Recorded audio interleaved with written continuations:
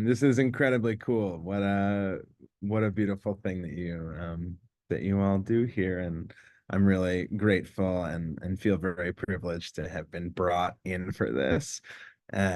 So thank you, and looking forward to hearing a rousing chorus of amens, both out loud and in the chat. And yeah, I agree. This is like an incredibly you know, resonant moment for me Sheberachs in a whole lot of ways. But first, Torah. So this upcoming parasha this week, Parashat Metzorah, which is often paired with Parashat Tazria that we read last week. Both of these have a great deal to do with illness and with the isolation that comes along with it. And I'm going to focus in on a really fascinating ritual. It's one of the purification rituals after someone who is fortunate enough to exit their status of being a Metzorah, of having this somewhat confusing and difficult to interpret affliction or disease. If someone comes out of that state, they bring, as is often the case, a sacrifice to the priest. And it's an interesting one. So I'm going to read this in English, but happy to sort of share sources which include all the Hebrew afterwards. So here we go. God spoke to Moshe saying, "This shall be the ritual for a Metzorah at the time of being purified. When it has been reported to the priest shall go outside the camp. If the priest sees that the Metzorah has been healed of the scaly affection, the priest shall order 2 live birds, cedar wood, crimson stuff, and hyssop to be brought for the one to be purified. The priest shall order one of the birds slaughtered over fresh water in an earthen vessel, and shall take the live bird along with the cedar wood, the crimson stuff, and the hyssop, and dip them together with the live bird in the blood of the bird that was slaughtered over the fresh water. He shall then sprinkle it 7 times on the one to be purified, and he shall set the live bird free in the open country." Okay. Fascinating, certainly strange to our modern sensibilities. Definitely there is some sort of interesting ritual in addition to sort of sacrifice going on here.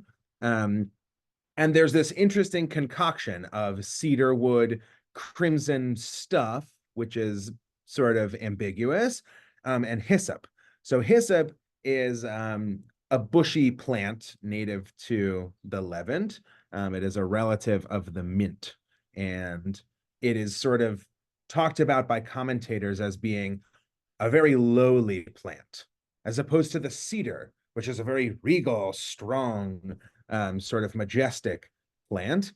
And to have the combination of one of the most lowly plants and one of the most majestic plants as part of this purification ritual is sort of important.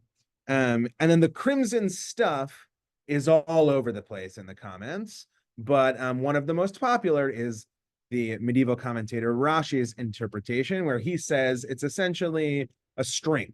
It is a crimson string that you would use to actually tie up a branch of cedar with a branch of hyssop. So almost like a lulav or a magic wand, if you will permit me.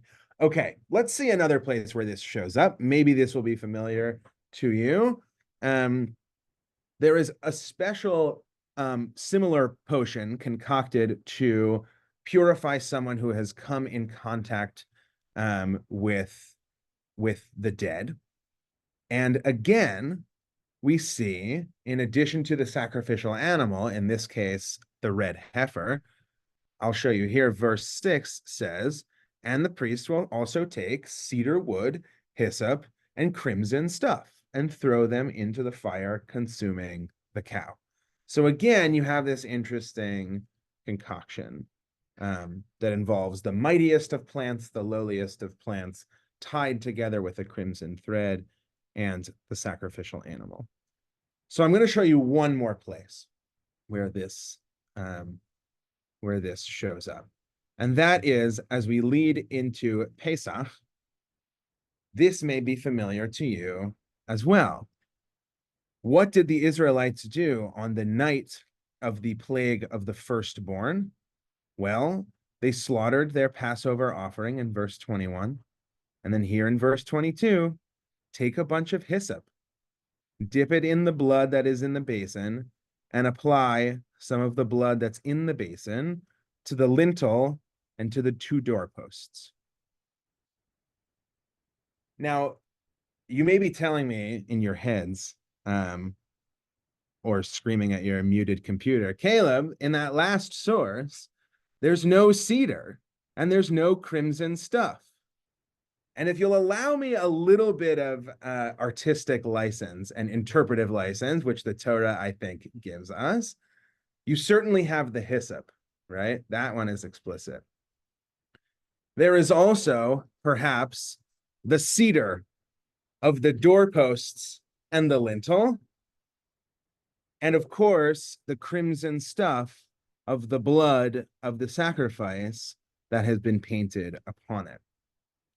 And so you have, again, if you buy that reading, this really interesting potion of things that break us away from illness, in the case of our parsha this week up here. It breaks us away from death, in the case of the red heifer and this source here in Numbers. And it breaks us away from bondage, in the case of the Exodus. And we're about to relive this over Passover. Part of what we're supposed to do at the Seder is see ourselves as though we ourselves went free from Egypt. And I think what I want to suggest for us and what I want to invite us to do is, as we go into Passover, which can be really beautiful and or really challenging, depending on who you are and what your situation is and who's around your Seder table and perhaps who's not around your Seder table for a number of reasons. What I want to think about it is, what are the things in our life that are sort of breaking us away from illness, breaking us away from death, and breaking us away from bondage? And how can we bring that potion, that concoction of things, whatever it may be, into our lives? So I'll stop share here.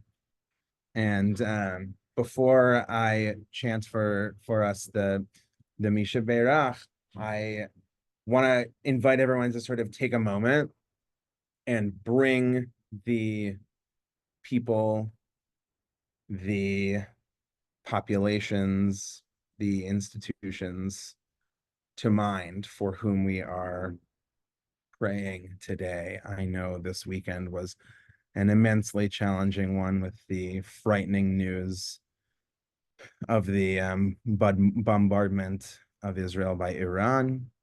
I also know that a lot of people are feeling immense amounts of continued grief and pain over the war in Israel, over the devastation in Gaza and in the West Bank. And of course, everyone has people and family members and friends and loved ones and individuals in our lives for whom we want to say a Sheberach. So I want to pause for just a second, take a breath, invite all of those people, whether we know them personally or not, into the space. And in just a moment, I will chant Sheberach.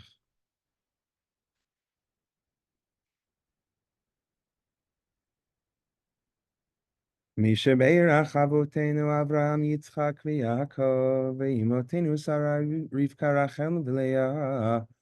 Hu yivarech v'yirapeh et hacholim. HaKadosh Baruch Hu yimalei rachamim aleihem. Lachalimam u'larapotam. Lachazikam u'lachayotam. V'yishlach lahem refuah shlema min hashamayim. Refuat hanefesh refuat haguf.